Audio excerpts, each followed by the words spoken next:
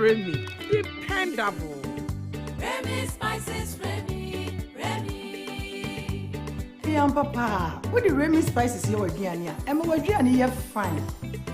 Kai say, Remy Spices dear, so who you swear. And for spices for Frobianfra. If we say Remy Spices dear, or dinner home. Flavors not so dear, baby. Chicken, goat, jollof, stew.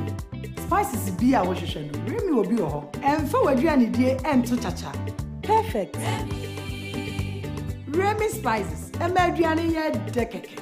Kai say, Adriani bia ya spices here di. For Remy Spices here ni nyina. Remy Spices, Remy. FDA, Jedi Kratwayatum. Good morning. Good morning. Why is your sun shining like this? Can't you see that Hamatan season is here? We need to protect our children from this dry weather. What about the invisible germs? Invisible germs? During Harmattan, it's not enough to only protect your skin. You also need protection from these invisible germs. To protect our families, we use Dettol. Harmattan season brings a lot of germs, but Dettol with germ defense gives protection from up to 100 illness-causing germs. This advert is FDA approved. Be moved by the latest, vibiest entertainment lineup on the planet. Be captivated with sizzling series, dramas, and telenovelas. It's getting hot in here. Be excited by fast and furious movie action. Yes! Be inspired with loads of kids' entertainment. Welcome. Be uplifted by homegrown stories. Be moved with GoTV with a selection of affordable packages and easy-to-install decoder. GoTV, love it.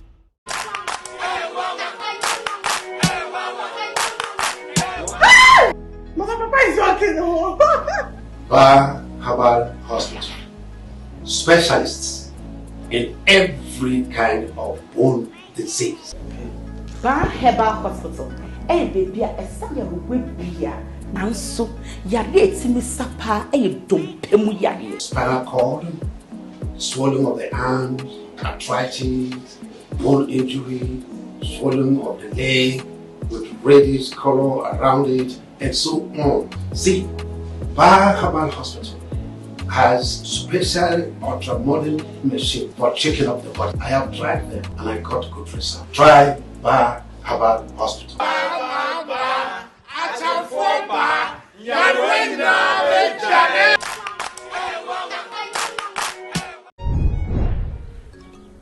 Good morning. Good morning. Why is your sun shining like this? Can't you see that Hamatan season is here? We need to protect our children from this dry weather. What about the invisible germs? Invisible germs? During Harmattan, it's not enough to only protect your skin. You also need protection from these invisible germs. To protect our families, we use Dettol. Harmattan season brings a lot of germs, but Dettol with germ defense gives protection from up to 100 illness-causing germs. This advert is FDA approved.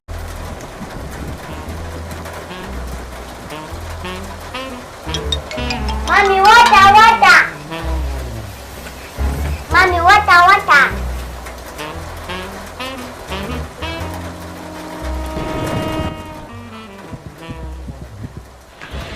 My sister, no more leakages. Easy waterproof paint is your solution.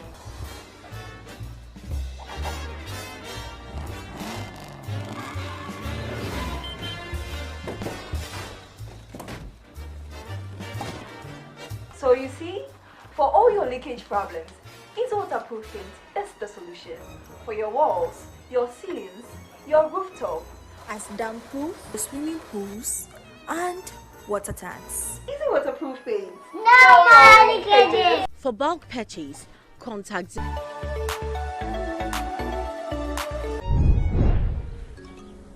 Good morning. Good morning. Why is your sun shining like this? Can't you see that Hamatan season is here? We need to protect our children from this dry weather. What about the invisible germs? Invisible germs? During Harmattan, it's not enough to only protect your skin. You also need protection from these invisible germs. To protect our families, we use Dettol. Harmattan season brings a lot of germs, but Dettol with germ defense gives protection from up to 100 illness-causing germs. This advert is FDA approved.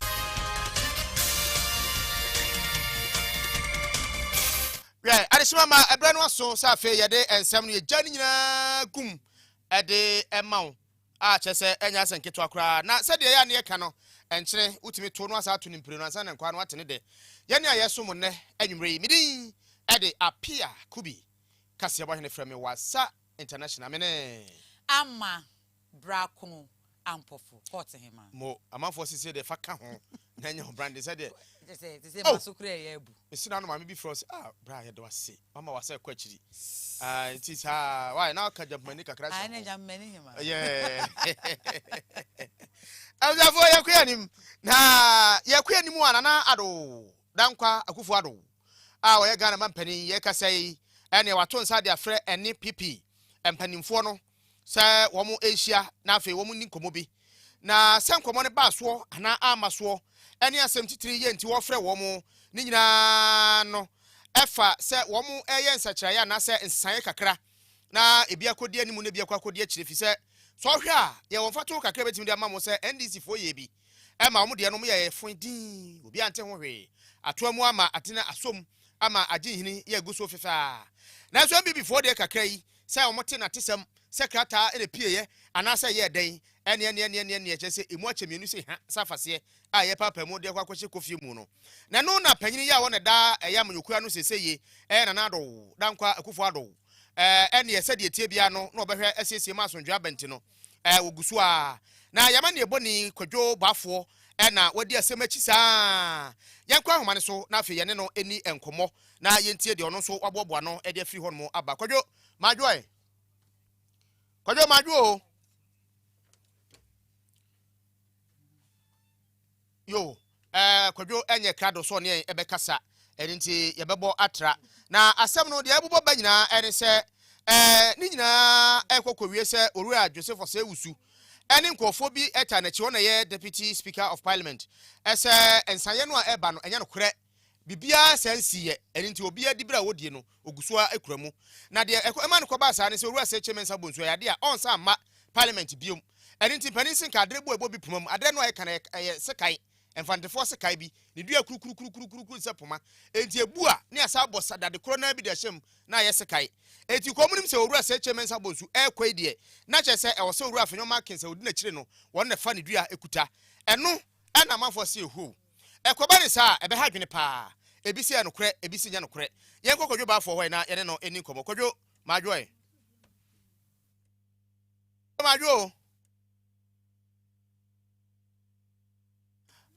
ama yen ko yenim ma yempem so na yen ko yenim mra obi kra ma me fa ngom preko na na yen ko ensem foforo mu aye no so efa sa ensem kro yi aho no eno na asepa eye panimpa executive director eda ano eye Dr. Rashid Dramani na wono so enwunu MPP fo se enti de mu pesa mu yeyi amantimi ansua fa fidon kuma hoi na mokra mo bese mo kyerese ankasa ba cho mo fra Dr. Rashid mame na de tie nyina ne se asema ya wo mo hya ase se wo mo yeyi ene wedin de nam ha na wedin de nam ha a kyerese enti ase anya dwuma akwakoyen papa mu bebre a kyerese no akura no so hwa deputy speaker of parliament wo memra hye bedwafie mu Owura Joseph Osewusu edit to dwa kyerese publications ye na monte so no esuo bia nyam na nya no kore enti fa ne se trosem ebisa majority kokoso no wo bia ne wo ma yense bia from wo mu leadership mu eno nti wo mo tensem no a wo mo entungu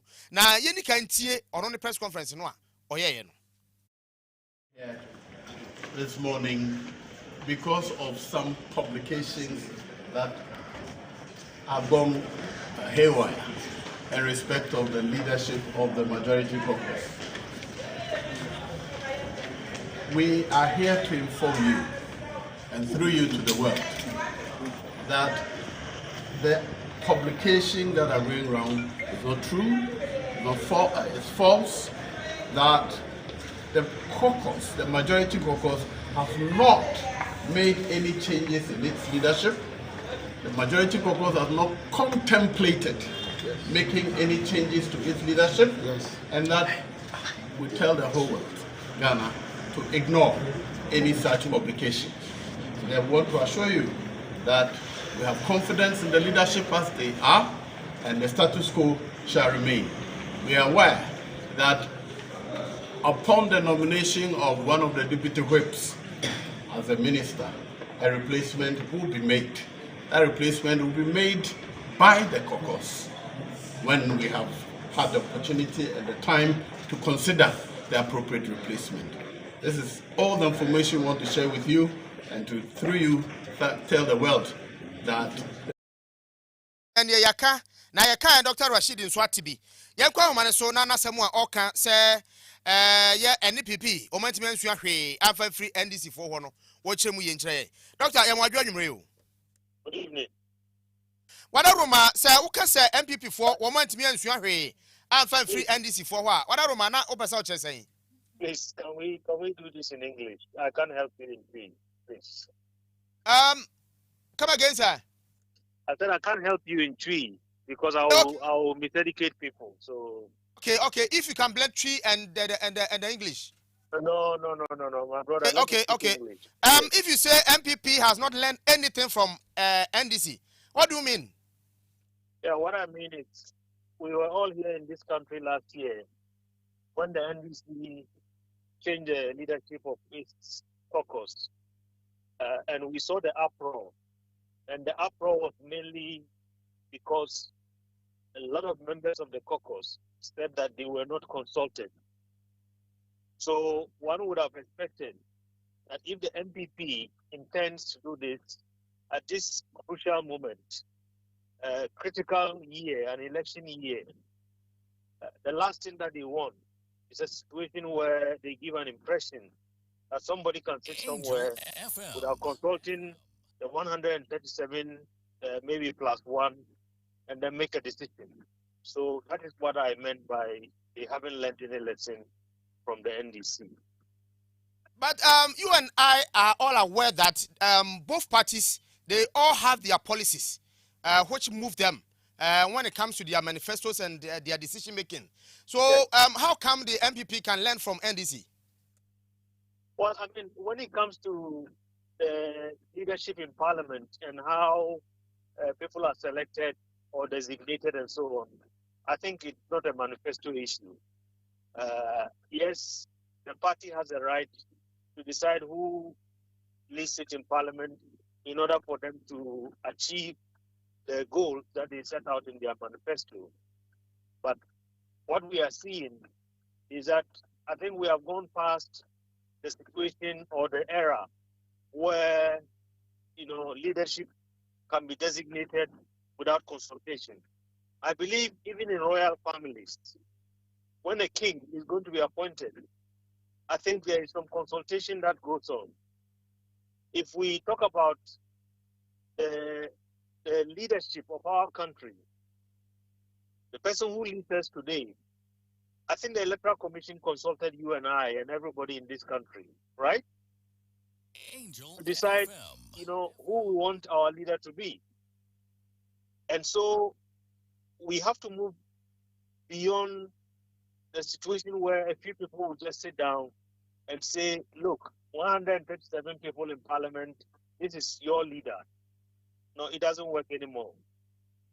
They have the right, but at the same time, they need to at least sit down with the members of their caucus and discuss and offer the reasons why they have to change and so on. I don't think nobody can take that right from them. But when you do it and give a semblance of the fact that the 137 people, none of them has any opinion, then it creates a problem. And that's the problem that they have on their hands right now. Okay. So do you think it's prudent for the party to have some changes in its parliamentary caucus? Well, I mean, we've seen the president make changes from the district level to the national.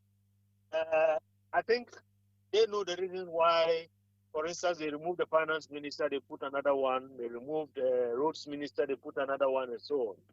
In the same vein, I think they know the reasons why maybe they are trying to make any changes in parliament. So it's not for me to say. I mean, if I had my way, I would have said that, there is no, at this crucial moment, just let sleeping dogs lie and let the status quo remain, and then you go and contest the elections in unity. Okay. Then what's your last word to the MPP leadership so that what is happening now can be solved once and for all? Yeah, they should consult. I think that's all. They should consult. Thank you very much. Thank you too for your time this evening. Abusuafo, yani Dr. Rashid Ramani and Edi Nkomoi Asepa, executive director, and yani no Edi Nkomoi. Ama. Appiah, my MP so na yenko yenim. Mrashabedwe film na yegusu ejina. February boso ne de to so enwotwe. Afi ya mu na ye yawada. Ena mrashabedwe film ekọ asetena. Eji tu mu se yenuanu ma ndo my madwin se LGBTQ fashishe fa wo. Eno a so ba ne ba beda bema ne bema beda. Anaso obi beka se meware dua. Me de nsuo na mepe nsuo na mefa. So ba fefefe na mwopa wo se mempeba. Ono ane nyonko be ma ne to bare den ne sire mu wa bare na no ano so wo pe na omko asetena e na omji tu mu se wo ye bechew ese ne wubutu bi so be ma ne be ma wo de atua ana wo ba ne oba ne wo fefe ana wo ye de ense ne mfata no ye chewa ye de ba ko ginam e court na court hu se wedi bone ne ye chewa so pa de a ene ya ma kura bosome makoma ensia eye bosome ensia ene ye de be ma na ye chewa so den dia eno emfinhia miensa ena wakodam e wafiase na nkamrahye bedwefem aye krado krase ye gye atum eno akikra wo msan agi tum se wo obeye wadwen se me de mi wosika menya fa wo fa hyehye na mom me di sika be so nkrofo bi asen wo apese wo ye no nkwa de na me support wo na wa ye ni yie pa eno mrahye bedwefem mpanifo agi tum se kitikiti ewom eye mfinhia miensa kakraka ewom akọt de be ma pa eye mfinhia num enti ene wo sika na se wo sponsor obi ana se wo support obi no ye chew quarter kete obi beka se minimum no 3 years and a maximum 5 years na betu sa brenom na wo mubobo hu a wo mji tu mu wie ya pe na honorable Afenyo Alexander Markins opeja nensa eno se Mr Speaker me wasem ka na speaker se kasa eno so wadawroma me propose say ya nya amendment nkakra ya nya nhyehyeye kakra ne ensakra ne mani wo ho na speaker bisan say eden pa na apese yemfa emfra anensesan ya be na emra eno si nia wo ye ne de bia na ya honhum bi na etete no anase wo bi na aboni dua ana ya kono bone ena wo se wo nipa nim eni to no de na de sede ni se beye yi a krata wo de aba abegu na hye bedwafiem ankasa abosomi nsia ye de be ma onipa no ye ma ne nkwafiase abroso a bosomi no ye ma ne nkotwa miensa wo ho miensa na se nan ye yi ne ba abonte a ne ya pa dokitafo animdefo na wo mo ne na si adwa ne ya bisa ne nsem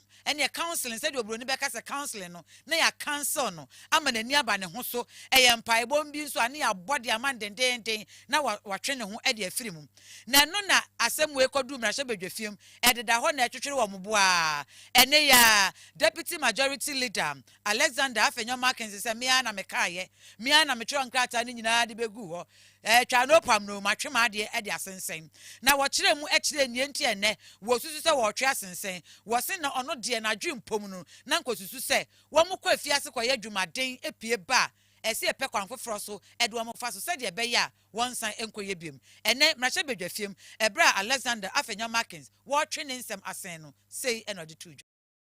So Speaker, the essence of this motion is to afford this August House the opportunity to thoroughly consider amendments I have proposed to the bill with a view of substituting community service for incarceration.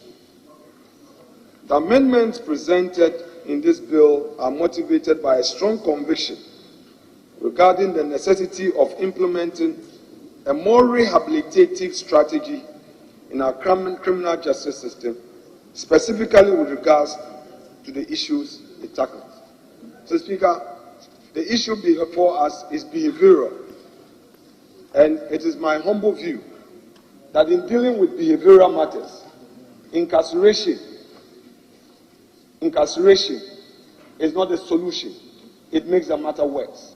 That our court system should introduce a more humane, reformative, rehabilitative system where people who breach our laws who sin against our legislation would have an opportunity to reform and be reintegrated. To jail a person for his sexuality or her sexuality would not be the solution in maintaining our Ghanaian family values and ensuring proper human sexual rights.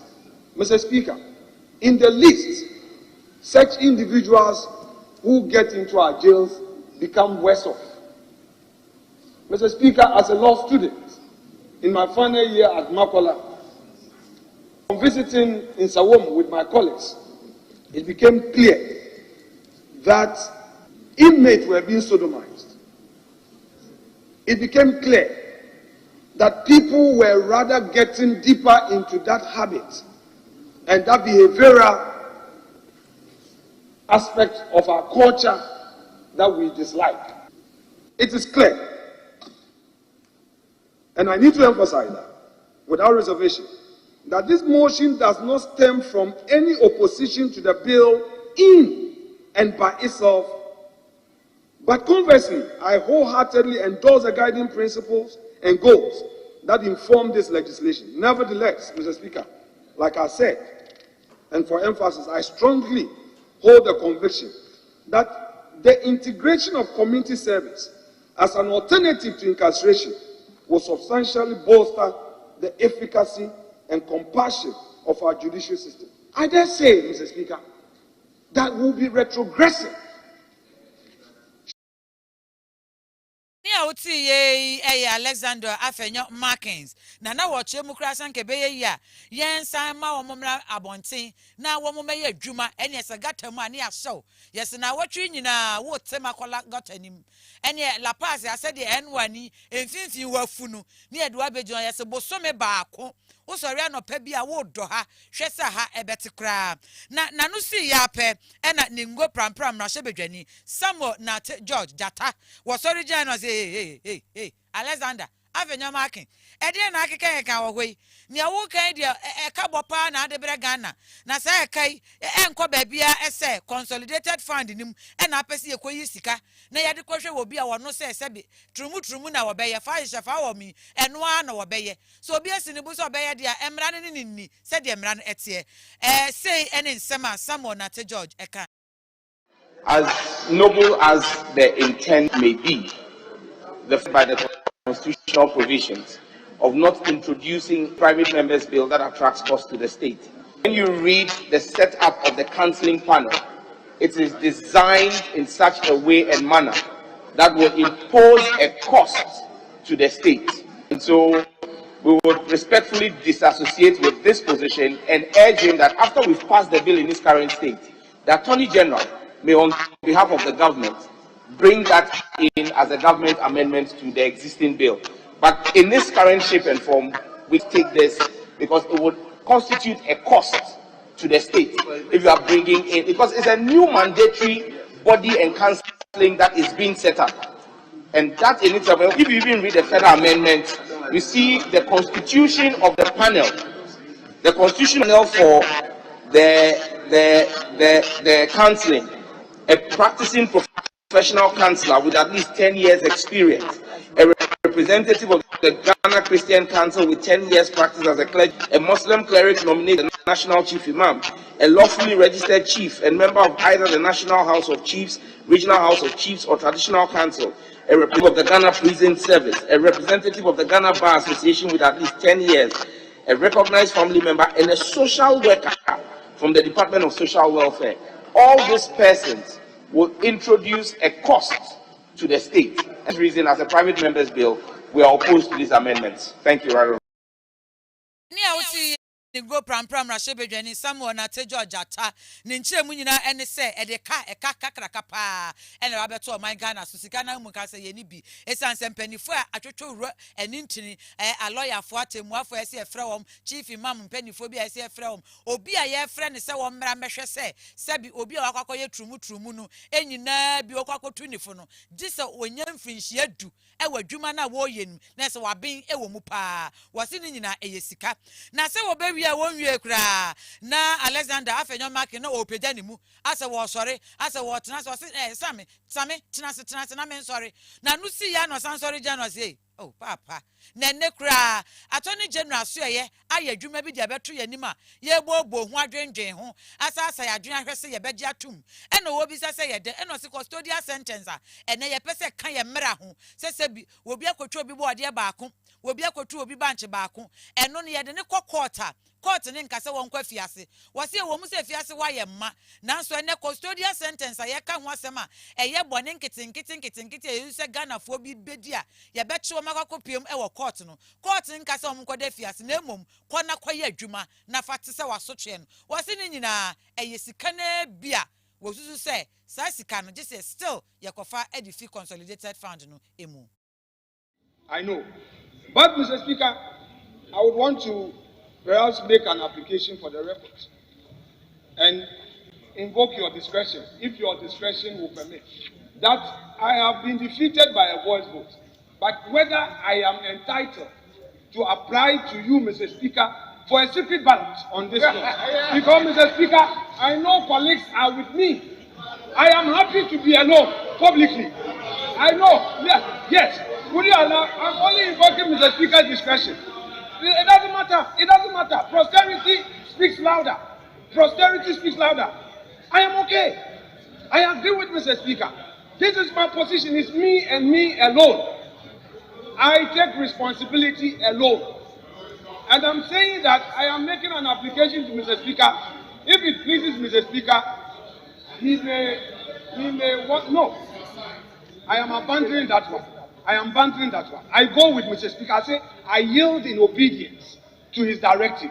So it means all will be withdrawn. However, I'm saying that if it will please Mr. Speaker, there is no express provision to enable me challenge the ruling for secret ballot. But I'm appealing to him that if you would exercise discretion in my favor, considering the sensitivity of the matter, it is possible, not possible, it's probable that colleagues who are in agreement with non-custodial sentence may not have the courage to vote openly. Therefore, if Mr. Speaker will be pleased, I am only calling for a secret ballot. It's not provided in our orders. But if Mr. Speaker will be pleased, he may grant it. He may refuse it. That's fine. Thank you, Mr. Speaker. But I yield, Mr. Speaker, I yield in obedience, complete obedience to your directive. Afenyo Markins and I would send in camera shebedwe film and your mbobo who we ni na Mr. Speaker was sumu na no home or some last small boys are young with them kasa munyagro munye dede and ye wam kasa we ya and was munye di me be ma ruling way and a speaker editor past law in fact is a guide to members as to how to submit a private member's bill and how it's processed until it's presented to the House. You have to go through it because there's a lot of effort, a lot of legal process, a lot of advice, a lot of research is usually done to guide the Speaker even before the proposed bill is admitted for the process itself. Then at the end of the process, there's a lot of guidance to the Speaker by experts before it is finally admitted to be on the order paper. And members need to be versed with these processes so that when it comes to this stage, we don't take the House backwards. So I direct that the proposed process as mentioned by the Deputy Majority Leader be withdrawn as stated. Film and your penny pa wadawo senior boys prefect pa Right Honorable Alban Sumana Bagman.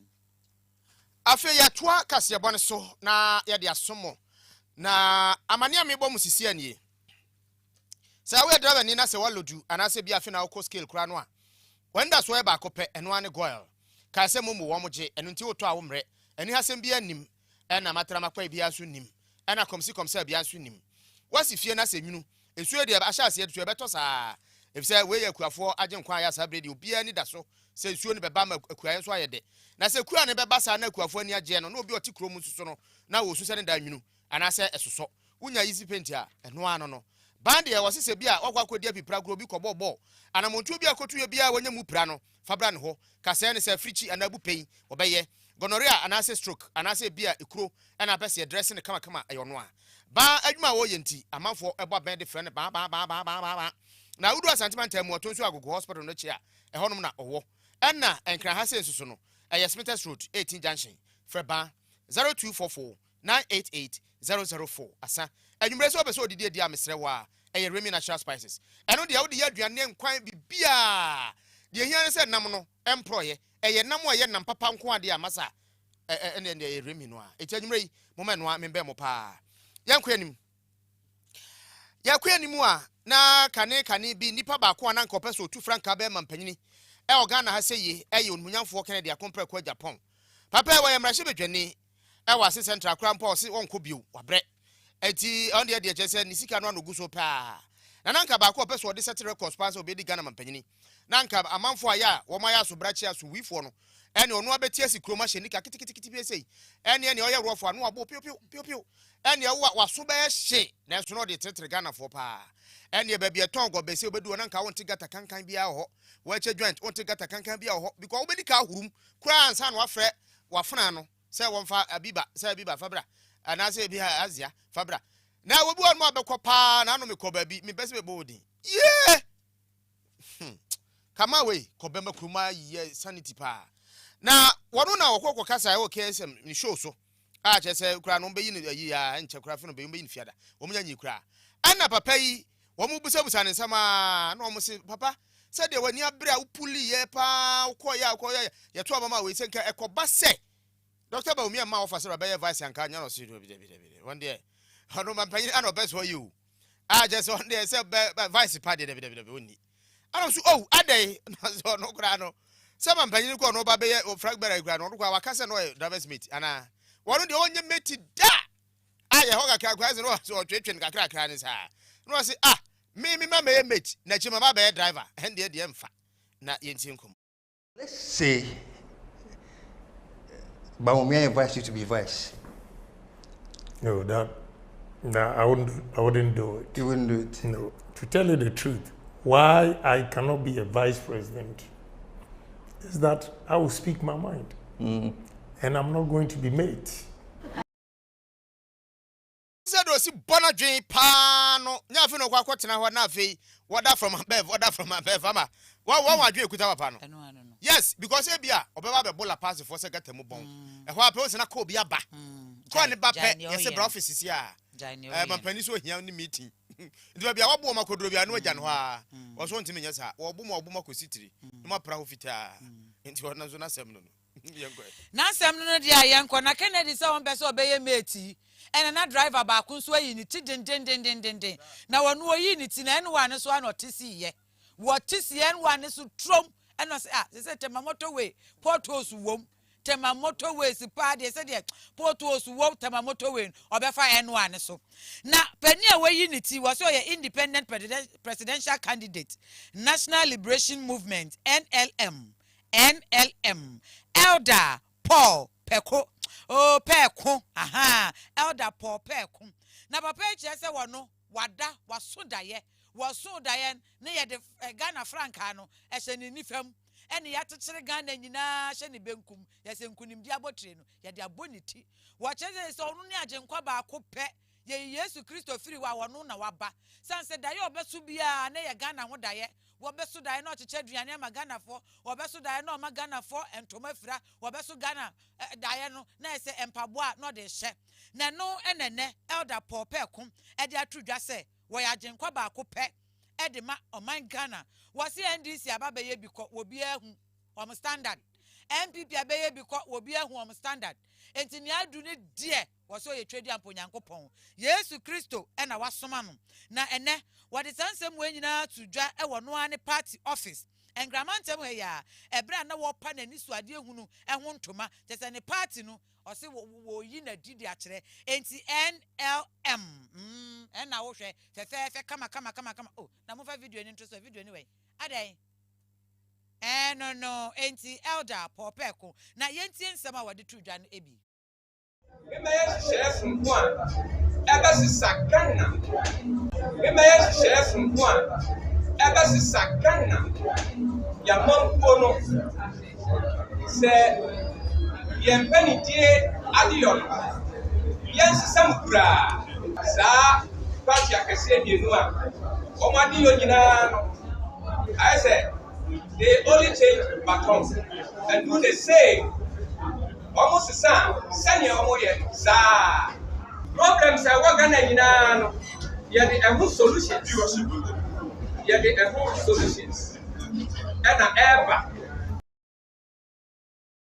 Appiah Kubi no NLM or say a bus setting up na enu achi eno che say oh and some chofo e ba ye na bibisa na o manifesto e da ben e running mate da ben na be wo constituency office no say munyai minzam chofo munyai wose nyame ya adoma wo no wa hyehyɛ ne niema wo wo bi onam N1 so wose nyame ya adoma march bosome ne da etoso aduonu enso afiya mu wose wo be pa nani so ade hunu ama Ghana fo hunu eniema a wa hyehyɛ empuntu dwuma wo ba wo be ye ede aboa Ghana fo na NDC ne MPP fo de wose wa retire obi ampe baabi enna sa niema we nyina eya hyehyɛ ya ye puche ni na we manifesto no na say the medical can make a sacrifice manifesto actually say on the 27th of March and what ye for year abankesie mu ho mu nyina mo na Ghana fo nyina me to sa fra mo mra Ye elder Appiah Kubi His Excellency Ekanidi ho it say ye tuaba e the man no di nkunima or ye His Excellency elder Appiah Kubi National Liberation Movement enne wapa na niso ade hunu timbacho new party aba NLM Appiah Kubi boyfriend ene ma mema wedre nafa lady clean misrewa ma no munsesi ahimfi kama na ese mo kwa eno no ofre 0268 229 862 and 0240 98159 Trinity of our company limited also wabere wa Ghana wuntiment na Ghana biem ma mepacho yemfa wonkwe yedo kwa na yedo kwa buruchire bia pese okobia ukra diploma a degree masters and as a PhD a udie de hia me se frɛ number no 0244 062 389 and 0531 644 217 ya bejo so new life from your party clinic Dr. Makaje say men kan say yade bia wo sa ni titiri a obeto ono beto nchia ya wo ba de be ma mo be wo afam ho afam ba mo frɛ Dr. Makaje e wo 0244 093595 and 0203 3354 39 afa yantoa kaseba ne so waso no ani nyina ne guso a wo hwɛ no na ensɛm no de bebre na yɛde ebrɛ wa abankonta bufo abunkonta bi na enkonta ya aban no abuo wo kyerɛ mu nyina nie o kyerɛ sɛ wo hwɛ ayɛ wo mo a ya gye sɛ afi bia wo mo so wo mo tifie na wo mo nya dwuma no a wo mafa ɛyɛ third quarter ɛde free 2023 mu na ɛno ya padie enkonta buo mu nko ano no ya ɛkyɛ sɛ 22.3% ɛyɛ nkɔfo a ya gye sɛ wo mo nyina ɛwɔ fie na no no ɛyɛ first quarter of 2022 mu ɛno no third quarter 2023 nso no ɛyɛ omo ayɛ so awie suapɔn a gye sɛ no nso so 48.8% ɛno nso so omo ayɛ omo nso so awie school a omo so tifie wo mo nya dwuma bi enye na bosomi aduonu baako mu ɛnso so ɛdeɛ ɛyɛ secondary education nso so omo awie no omo nso so ɛwɔ wo fie saa na wo mo ebu nkonta nyina no kokowie sɛ wo mo awie ɛyɛ suapɔn ahodoɔ no tertiary no ɛyɛ nipa mpem na henum aduosia num atifie kwa wo mo wie wo manya ba bia ankɔ ana nipa empem enkron ahenkron ade wotwe enson enso mo ayom so awie secondary school mo so egitifie kwa wo mo nyadwuma bi anye eno ana bankunta bufo etiwe busan kunta nyina ade akyere na nipa ya asem no ehena no Professor Samuel Kobina anim eno obunkunta ide akyere Ghana for people that have been unemployed for only 2 quarters, that is a 6-month period, simply the second quarter of 2023 and the third quarter of 2023. people who have been unemployed for 9 months, which is the first quarter of 2023 to the third quarter of 2023, and this conversation can be stretched for those who have been unemployed from the first quarter of 2023, that is January 2022, to the end of the third quarter in 2023. And we found that we have in excess 1.2 million people, approximately 1.3 million people that have remained unemployed for a 6-month period. That is in the second quarter and third quarter of 2023. This number reduces to about 752,000 if you want to think about people that up until the end of the third quarter of 2023, those that the whole year of 2023, they had remained unemployed. So 752,000 people, as at the end of the third quarter of 2023, the whole of the year were unemployed. You stretch the conversation. Those who were unemployed as at the end of the last quarter of 2022 to the end of the third quarter of 2023, we found about 191,000 persons who remained unemployed. Abankunta bufo amane ya ode akire babia ya sa womo a womo nyadwuma nyina efiriba wabubu bunkunta akire se we firi ha bedrufi a ene na ne segunachi na ne sa chendamri fam wonyadwuma sa ena apegya kwakodu de wode ato yanimu yi Japim so na akoye nima ha ya nje 102.9 FM anwumre no nsi akase ebo ena wasugu a wutie na ye koye nim no mamefo adwempo ne kakra ntwim mawe opon checheku de ne de aba Jean Camry ewa ha opim so GH nana age man ewa ha amu hega wa ha ena opon Dominic no opon Dominic is elder was srew His Excellency elder was srew pa was usika no be ye ya fakobwa orphanage odi be ya manyosema ene na wuti ache ewo ho no Linda there o se kwate hima no no ene e wonso no no me pa cho yempem so no yenkwa yanim ye kwa mfimfini mantem eye Asin North District na wanwasam de bra Facebook na behwe abranti o wonfinsha makomako aduro miensa 23 years o ene nene nansen ya wo mo chesa abranti wo mu hunu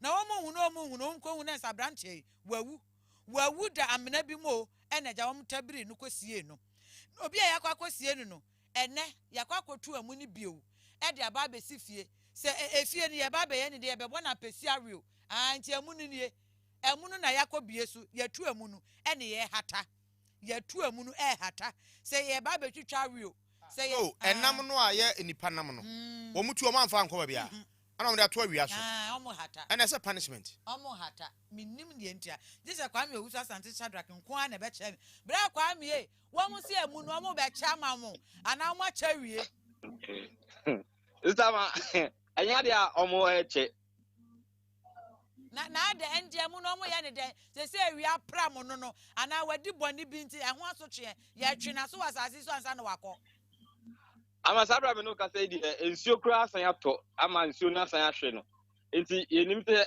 Nyankopon ya adom ochina ombesan di na kwa kwesi awia so ahata de a na de tie ne say abrantie eyiraye na omohwehwe na omo ehunu eno mu ana edidim na chese enkofo bi ekoko huni na chese wato na nanom ewo ensie do a galamse pit bi a omo ayemu adwuma motu galamse wo mu ayemu adwuma ejai ensio akwakotem ena abrantie no omgoto se na mu no edem na ebra nsem ne ba to dwasa no na ehu ahia se abusua no omutumi ekope ne kurabre eno na nipa bi eka kire penifo e ho no se se ne abrantie ne yira ya nsa na afi no omkoko hunu no na esese omutumi ko bo posifo amane enti omutu anamon ekọ eye aposifo aso ye ko bo amane se omunua no wakwa koto nsio mu ewu eno ena chese hwemo ya chese omukọ ye no omo anka ansem no nukran kasankasa ewu ma amfa ncha posifo no ntie nam so ema posifo nka che omo se o se omo susu se bibia enim na se ono na ato ne kon ewu dia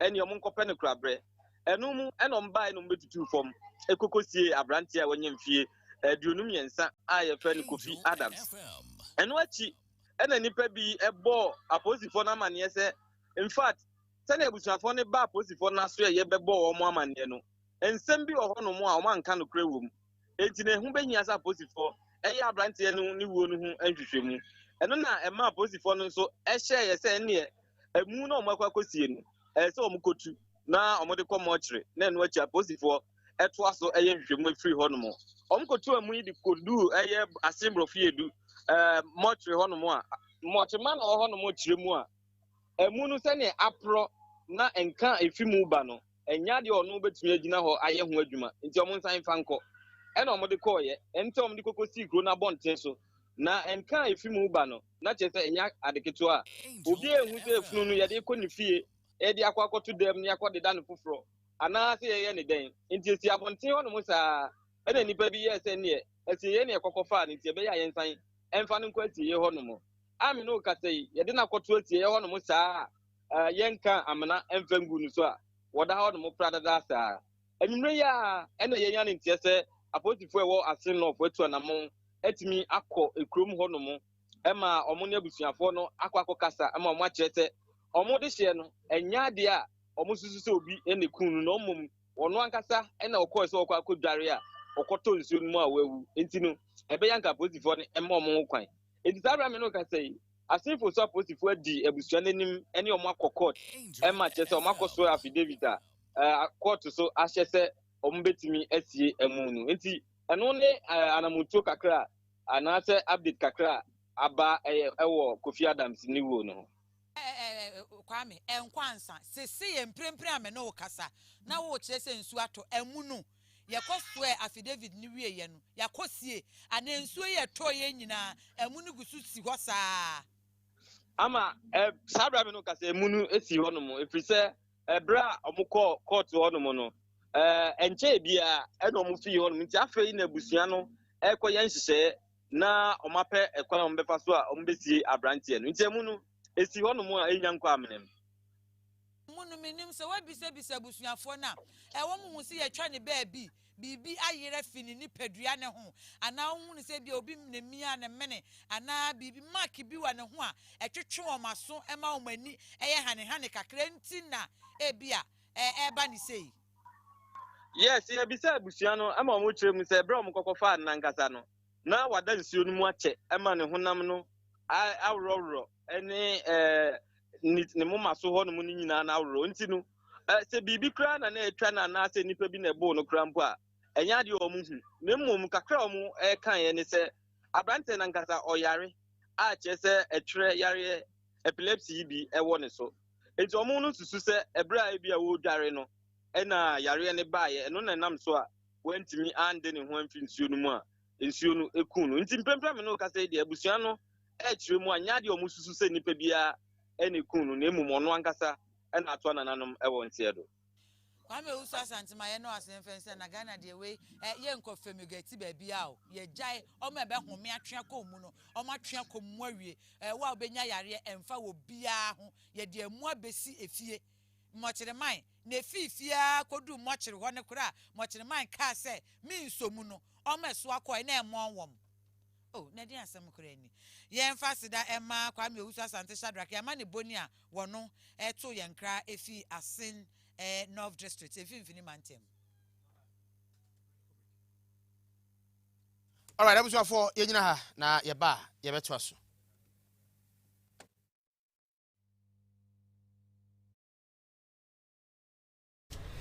Agis. Saturday. Mr. Me when you page na me fan ko Faith Homeopathic Clinic.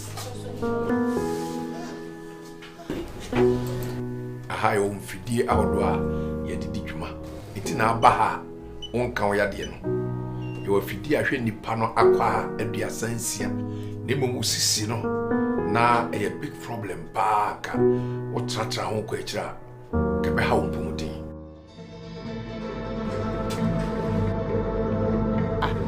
customer sister ade a wo hwie ni nyina na ehwie gu fam yo nua mani o wani ana wo de tia sorry Mama Fanko Faith Homeopathic Clinic. Sister Ujidi. Shie! Tatashe. When you sube yo, pania kurato for ma anajua ubefa. Faith Homeopathic Clinic. The last bacterial disease.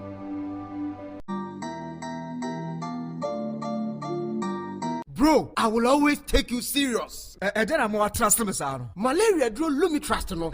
And now a year Juman Kasa. Inti sa Lumi trust wa e tumi malaria say. Me catch them say Lumi trust Fort and then Lumi trust DS. Yeah, yam penny for dear. And Lumi trust suspension. Yeah, yam of Friday wo dear. Some more test na malaria umwa. Mumu and one some copebiato. After 3 days you know I won't fail me no. Na what? Lumi trust Fort and name of Friday Lumi trust suspension. We can trust it. Lumi trust. Our pharmacists need license chemical shops. Mopadodo a Monfre Pharma Trust Limited. And now Monfre 0561 088 666. And now 0561 088 663. Lumi Trust. An effective anti-malaria you can trust. FDA ashoshe sa ejedi enkra toimu ajatum se eye. Me bano che obey 2 years. And inti obey when you intend to mahodimu. Ababesa me bano sano. I can't believe it. Baby Vite multivitamin drops. And my wife this is some of friend no more. When you intend for professor, your son with Baby Vite, the syrup 100 ml and the 200 ml. And was some my wife a couple be toma ye mano. About frabaye di pabrania. Ne free from your bayer free no frabrim. Baby Vite, the syrup and the drops are na. Nashenin so say Baby Vite drops with vitamin C. Sansuna Baby Vite syrup, create vitamin C. Zinc and vitamin E are a increase immune system. Yes, strong. Baby Vite syrup, nene drops, vitamins and minerals for a healthy baby. Baby Vite multivitamin syrup and nene drops. Our pharmacies and chemical shops at Phone Pharma Trust Limited 0561 088 663 and then 0561 088 666. FDA ashoshe sa ejedi enkra toimu ajatum se eye. Sena de ya mini nyina na yan sunsuno. Nsonsono de sena dura ne trouser 400 albendazole. The tablet ni nsu. Ampa unimaduro no. Eno ana agi mi yo. Na de da wo ho ne se. Enwu hia se obedi ade dokodoko bia. Ansa no anom trouser 400 albendazole. Ne tablet ana se nsu. Na ubetimi anom ne tambia anso. Enya na dwonko a. Enti me de bi mpa me fio. Me ni mabusua de. Trouser 400 albendazole. The tablet ene nsu. Eno ana ye de kumonsono. Me say, me pe binzu mamro. Ubenya bi e wo pharmacy ene drugstores mu. Atufo nko Pharma Trust Limited. Fre 0561088663 and 0561088666. Kai say, edroi enya mankwada wani mrumfie mienu ene apemfo. Trouser 400 your family's dewelma. Enkratu Food and Drugs Authority agiatum. Hey, middle. Nanda na wote ho awaya stay for sano. Ono kwano no. Jama wa bre. Akos, send your mensane me na mu twetwe no. Emo ye titiriti. Mentumi pon sorry. Ho na enwanwa. Enwa me freedom buy na me ka kire wo say. Mato 3P garlic mixture ba. Enti numbi ansa na wakoda. Me hu ya ne se wada. Se wano. 3P garlic mixture. Ane 3P garlic mixture. Ema moja edu mwafusane no. Eche natural garlic papa bi. Ene edi aye. Aha. Na no na madam for Kofi Mpo ka kire me say. He work natural health for bi bidrobi omodi aba. Ye friend no 3P garlic mixture. Na manfo tu omo tu oguso no. Enya semketo a. 3P garlic mixture. Wo ko tojo ne waposo na asori a. Wo complain no. Sa wonum 3P a. Ebe jane se hum. Edroi enya mapemfo. Ema wo ma nofo. Ananse nkwada wo nya nyamfie dumienu. FDA agi edwede nkratso yi atum. 3P garlic mixture. Ubenya bi wo mamu pharmaceutical shops and herbal shops. Fred Piwak e 024-89-288-24 and 020-100-0021. What the you say? Oga, you dey make mistake yo. Oga, oh sorry, you don't know. Why everything man you paint your house now? From my house shine like your own now, sure? Oh, JJC, Johnny just come. My brother, when you go to buy a paint, don't go left, don't go right. Go straight and grab the luxury and likely paint. Wahala. Either rain or shine, you tell it here. I've been a boxing champion for over 20 years and used the Lozi acrylic paint for over 12 years. And I can tell you, it's still the best. The Lozi acrylic paint. Paint good champion.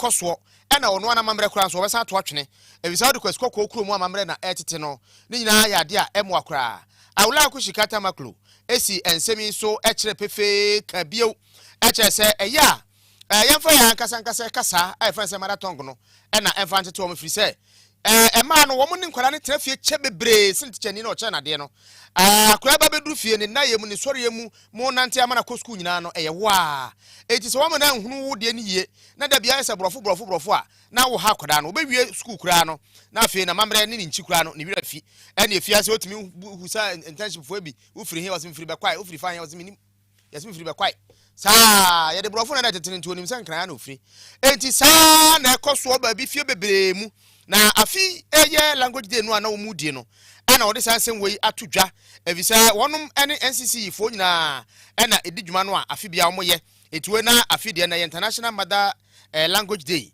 a wo mu di no Oga Central hono enti NCC fo ebe kasa bebree na we no koso e Hope Marie International ya e Oga Central Municipal Assembly ho ana wo mu akasa tufu bebree a kyerɛ sɛ kokɔba ne saa no a na sɛ akora no nso ɔyɛnkrani a ɔyɛnkrani obebuba obetime bube deɛ sɛ ɔde kasa no yɛ bia no obetime no pɛpɛɛpɛ na yɛntie awula akoshika tamaklo ne nsɛm na futu ɔde ama awofo no yie afai hanokale ngene noni ete hesijino ake follow nsomo ake ebi awie blofo wiemo ewo wo wiemo agbene won mehe ke gbeke je school ba alo okobi yesia no ni wo nu odi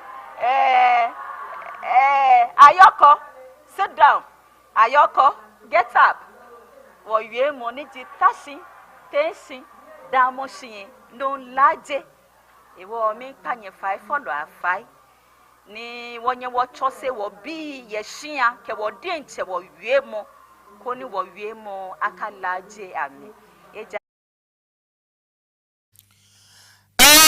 na no kwa no waka ba bi kura sɛ ɔmo de brɔfofo so tete nkwadaa na ofie nti ɛkɔba saa na makwa na soma ne yɛn asɛ ne maame de na papa asɛ teacher ni de na papa eti makwa na kura de osu school no ntimi ntoa so nsuo ne ye na data edema National Commission for Civic Education NCCE Oga Central Municipal Assembly Miss Mary Dagba wɔn so de atodwa a kyerɛ sɛ wɔn ɛmfa wɔn a ɛkasa ɛna ɛtete nkwadaa no sɛ wɔn afiri school mu aba fie awie no wɔsɛ no bɛboa paa no mu nya abrɔfo ka no ɛma kyerɛkyerɛfo no mom ɛmfa ntete nkwadaa no efemi ake nie ebacho no ko ye wo halami lo wo mami fe mmene wo parents ame feel like ame pay school fees ni gbeke bi ete school ewo ni ameje school na me akase ni na me ba hia ho wo kebrofo cafe na kan I don't do it ke won fe ne kan te gbeke bi ame ba fe ten ni ame ba lewie mo ke bene afole bibio ake brofo ke start ka wie mo chomo si ne gbeke da ke ba ne te school hu ne yakase enye ewe and the best place ni sani gbeke bi amale amewie mo ji wo de nche wo ihia se bia na wo parents immediately they pay school fees na for gbeke poni gbeke tawa na ewie no akebrofo wo gbeke bi ameba te eko ni awie amede ncha amewie na sa ara mo yesa na yetie ma ya kasa ni bia ya awofo no so eka wɔn no moma etaka na afiafie mu no brofo no mementi dimika kanja kasa evujujuliga ana mka twi so because ya wo mo ashanterede dizaka se wi na me mereka ene me ma me ba ne papa Nigeria ni ana ni onya onti ni krom ni papa ni krom kasa enti brofo na me ne beka se be ye okọ ne papa ne nchen oka twi a papa no so onti jaje brofo na ana me ne ka e wo fie nti se me amenim se me ya kan ni be ho se me ne me ba no ye ka twi but papa ni nti ana me ne me ba no e ka brofo ba me ne wo ho na papa ne nkan ho dia e ka twi ni baako ye den e ma no me dia ne se me ba no ko school a onko sua brofo dem wo ba fie dia ane am ne be ka me krom kasa nti ane twi na me ne ka nti wo ko school dia obeti ya ka brofo no ho dem wo fie pa dia ane am ne ka twi Okay, if you dear normally me ba no metane ne ka brofo e wo fie dear because sometimes sikasa ne bi o beka e wo fie no in twi mu no e ya na on ti ase. Enti on ti ase na me de akobrofo no mu ama no. Ne no so me ka na bi a on ti ase na ya sasa kasa ne biom. Titi na e wo na e na e ma me no mu first 90s 80s 70s ye ti ase ni nyina na e ma me no ye kasa so ya igbeni ai eti wei aye de ekoso a wo manfo bebre a kire de kwan amfa so a wo no mma edi enkomo Faith Homeopathic Clinic se rabajo aya hwehwe aduru wo ho no ye ka kire wo a ekwa bewa na mensisi aso boa wo se wo mo wo branches bebre pa na yade bia so ni wo ntimi nsa de wo ntimi nsa udu we beka jo se we de fako wo se bogo so kra no America Hotel ebi wo ho ana Kofodua Police Junction Kumasi ahenema kokobe etimu takrade esoso omoto a anaji police station so ana akra haya so tumanteku junction hono hwe 0540710940 na ubenyo yaresa fama trust ya kaka no nko ho ntia enu wo ho nye nuketwa ebi tell limitras baby vite ana fenuro dogel dia no nwunu na dia no hyehye Trazor 400 tablet ni suspension Biglobin syrup and capsules ni nyina yedru ebeboa wo maduru nam papa 0561088666 sanso na Amanak real estate say asase ho asem de jani na ma wo mo asase na ke 217,000 under 10,000 wuntra eti akwa wo papa tutum dadankania wo msuo wo kwa wo mo office no a ye wa shaman ene Queen's Hotel din hwani mu no asem bia ka bi ombechiro mu 0243 257 223 ana 0303 324456 eno ano no na bibia enkoye ma ama Mayempem so na yenko yanim na yeko epoye mantem achim asene ne yeko akogina eno asene manso across so district na contractor yi dodo na afre no ajekum konto chief executive officer ono na da konto sade and Sons Company Limited ano wachese ono na si suku dan ewo asene Roman Catholic primary school building ni nyina tese dan ni nyina wono si ye waye ne kama na wowie ye mfinhia makomako ansunie ni sika akam wose wabo aban abona krata bia sese wotwero bia wose watwero amenne ene wokoso okoto pen ne paper kra ye mpese ye beton de ama no onya koya ne abisanse papa na krata we osan kwatwero de ama wan wose watwero krata atwa bebe sese owura bia wawura enkomo bia sese odi bia wadi empanifuo dodo sese okohu omu ni nyina wose wawura ma beto sese mere obi ase ne sika no ema wo bisa aban senja botre beba aban senya botre beba wose wo mo kwaji wo munua cement anwea o meko nsuo kura ma no bo wo mo pa no wose ye ne wontimi nnafie wo dwandwan wo tetetete saa enam saa ye so menne enkwala ekɔ school wo Roman Catholic primary ho achima sene wo mu kodu ani ade nkrado atum wo gina wo wose wo nkofie ena nkwala ne se bra eja kunto ada no watu ya classroom num no se ai munko kancho mampani ese wode meka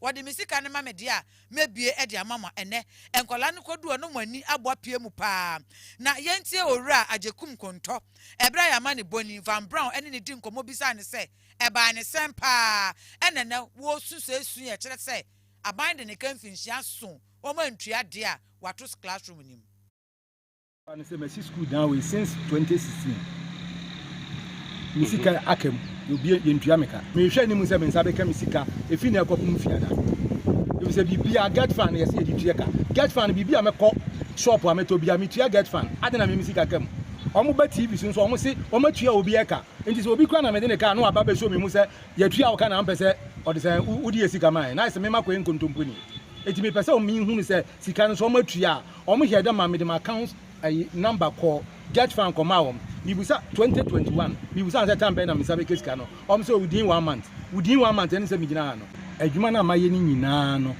yentua meka ye adwuma no ba hand over ma since 2020 Tiye eyora ajekum konto chief executive officer ono na da konto Sadie and Sons Limited ano emfinhia nso eno so waye adwuma ne sika ma ntinu wato classroom ene nkwala ne ginja bonten enuenu asesa na Van Brown borra mu ene nkwala ne bidi nkomo bisa am se ne ekoso no mani je hu ana na tie sukufo ne acho ye bai no matu di na you see dine or buy no see mpi me aba betuna. You shy how Ben at Yamam is from the ham, pen a ham. But your high is I say in your is Yadi. Yes, Yadi and is Yadisian, a big cage. You know, we catch where But your master, Nana the same. On country, Bẹ̀ẹ̀dá mo bẹ̀ mu. Ọ̀ka contractor ne ka kyerɛ mo sɛ amu ntua ne kɛntɛn ade ɔbɛma yɛ aba dan. Danny saying, na mohwɛ mo nuanom Kepa a bunch or sir, on my uncle's school. Arahosam o arahosam esukuufo a eje ntetiye ewo Roman Catholic Primary School Achemasene ene nenkwala ne gina bonten sro mampani na nadoda nkwakufu ado se yato wo musuku ni mo to contractor ne se wode ka infinja mankoma akwa nsu nie sika ne mma enti wo sese yemfa sika ne mra nsa na wabie classroom no e de amankwala enne esukuufo nketewe esre omampani afa yenko achem nkroso Atiman Crosso na ohene foforo ya o masini se kirom hene efisana akonwa na da ho no mfia duonunum a ye ne nananom akonwa na wonmo akọ ene mpanimfo ya wonmo na emakwan emasa hene beba so nyina no edi nkomo ama bibia tumi abaso pepepe na ohene na hene anase ne nkonwa de ade ma no ye ensuro jana na kwaku ado asese ono ene ye kirom hene e wa Atiman Crosso sei ebra ne tumi ehye ne nsa no na kwaku ado etumi edni tumi akasa a kire na niso ade hunu a obey obetimi de aboa oman ene ono akasa no so for enkase masomfu yo ebi sida ene da kese emame na mse emame na medami kurufu na ase achelo konso wanyo nyam kese a wode ahyeme askidom hene na mabe catch on with a minimum sense. Did you only a woman? Only the son. Me to me, not to be a mamma. Minimum sense. Number by one or 2 years. Yeah, eti chidomhene enu asem nie na fei ana Atiman Crosso ehene osaberma danso enso esrese se ne wo hia sentrefo de a na hawo a wo man no nyina no wo de besoma epreko. So I tried a couple of times. I didn't give up. I kept on trying. If you see that, now go to 4 years. I want to say dormant. I just want to. Obi pa ode mu nyina fe e ho hiaw. Na mo yo pa na wo so no. Na we fi say. E da kwa no. We ga no. Obi pa ode wa si ntuma. E da mo ye nyenyenyam. E say we ga e fi wura. E wo kwa na no no. U fi da mo pie ya san for be mo a. No asan ti. Afefo we yan Crosso ehene osa berma danso abiam ototo ena wode ne hawa e wo memu e de atodwa sabre de crossover na ye kwa kofa eye mega 6 yaba de aka che nyina ye de besom Dial *266# or visit mega6lotto.com to make a mega impact on your life and the lives of others. Mega 6 Lottery. Mega winnings, mega impact. The Mega 6 Lotto is regulated and monitored by the NLA.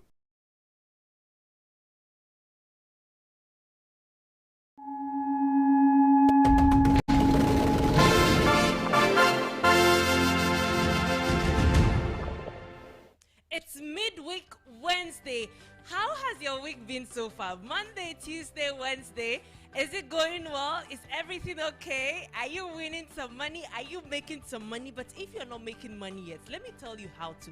With Mega 6 game, you stand a chance to win up to 1 million Ghana cedis. So I'm here to announce the winning numbers to those who have played.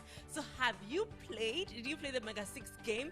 Because if you did not play, then you just missed out on your chance of becoming a millionaire. So on this note, let me invite my observer to come and start the machine. Of course, our game is supervised by the National Lottery Authority and is for persons 18 years and above. So what numbers did you play today? And I hope the odds are in your favor. Let's see, what will be the numbers of the day? What will be the winning numbers? what will be the winning numbers of the day? The very first number is 33. 33. 33 is the very first number. So if you play 33 for direct one, then you have won. The second number is 31. 31. 31 is the second number. Did you play 31? Did you play 31? The second number is 1. 1. 1. Single 1. Single 1. Single 1 is the third number, and the fourth number is 38. 38. 38 is the fourth number. 38. 38. The fifth number is single 6. Single 6. 6. Single 6. The final number is 44. 44. 4 is the very final number. Did you play any two of these numbers? Did you play any three of these numbers? Did you win? Are you winning? Are you winning? Are you winning? But let me announce the numbers again. The very first number is 33. 33. The second number is 31. 31. The third number is 1. Single 1. The fourth number is 38. 38. 38. The fifth number is 6. 6. Single 6. And the final number, the sixth number is 44. 44. 44. Congratulations! Congratulations! Your week even got better with Mega 6. I always want to tell you that Mega 6 is your best chance of winning any game at all. So what are you waiting for? Yes, you did not play, probably did not play yesterday, you did not play today, but you can play tomorrow because you will stand a chance to win big with Mega 6. Just dial star 266 hash. It's very simple. Star 266 hash, or visit our website www.mega6lotto.com. You can play there, or you can play via the Mega 6 Lotto app on Apple App Store or Play Store. Very simple. And I always want to remind you that you should sit tight and expect our mix and match game, what you also know as the PEM game. PEM 2, PEM 3 is coming, and with this game it increases your chances of winning. You just play, you can play as many numbers as you want, and if any of the two numbers or any three numbers come, then you have won. So again, for PEM 2, when you play 3 or more numbers, and if any of the numbers you play come in the draw, then you have won. For PEM 3, you play 4 or more numbers, and if any 3 number appears in the draw, you have won. Very, very easy at the Mega Queen. How to play and win in the Mega 6 standard. Select 6 main numbers between 1 and 49 on your mobile device. You can either pick these numbers using the number grid available, or you can select Quick Pick to receive a set of 6 random numbers. If you match 3 numbers, you get 10 times the amount you stake. If you match 4 numbers, you get 500 times the amount you stake. If you match 5 numbers, you get 5,000 times the amount you stake. And if you match all 6 numbers, you get 50,000 times the amount you stake. So what are you waiting for? Dial star 266 hash or download the app now, and you could be the next mega star. Thank you for watching the Mega 6 Lotto Draw. Mega Impact.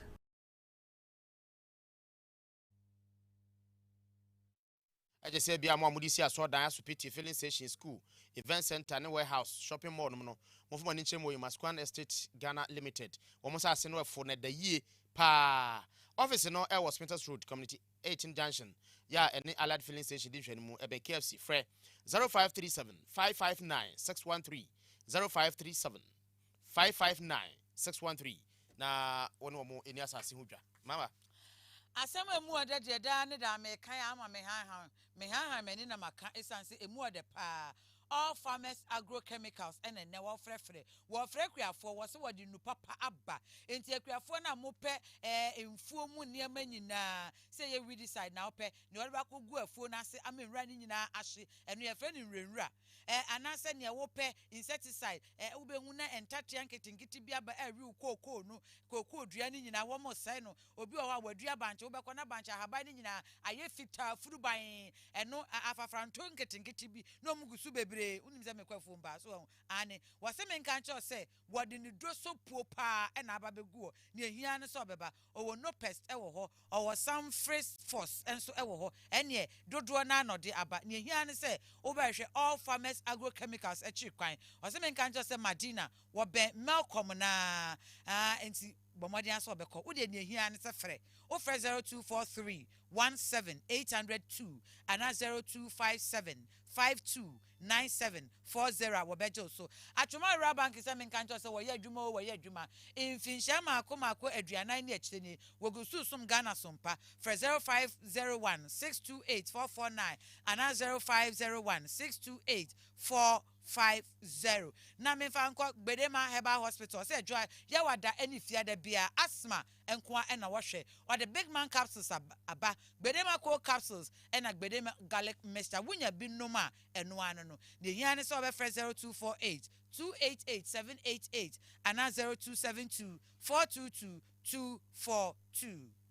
Amori Yapon and my insurance and sorry broko Kaseboni nyina si emfa seda ema production crew ni nyina enwumra kenkan for me ama Brako Ampofo court him mene Appiah Kubi Kasebo hene frame wasa international abusafo yedanimu na yede amana na Jenny Patrick na LED production team no Kwam Nicholas Kujo eka ho Dokas Appiah enso control afei DJ Fresh enso so ehye ho na Solomon Safo Boateng eka ho na afei akosua Mumbai team ni na solid ajapo mu nyina etachire na de kase no ebremo Safo TV so ka obi oh sabere sorry na gudi mabofo no I take over bye bye.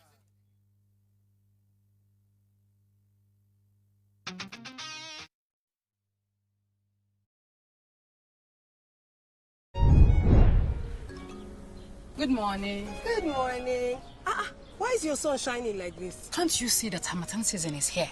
We need to protect our children from this dry weather. What about the invisible germs? Invisible germs? During Harmattan, it's not enough to only protect your skin. You also need protection from these invisible germs. To protect our families, we use Dettol. Harmattan season brings a lot of germs, but Dettol with germ defense gives protection from up to 100 illness-causing germs. This advert is FDA approved. Sorry, no pa. And now, some didn't nafa lady clean the CC me huntino.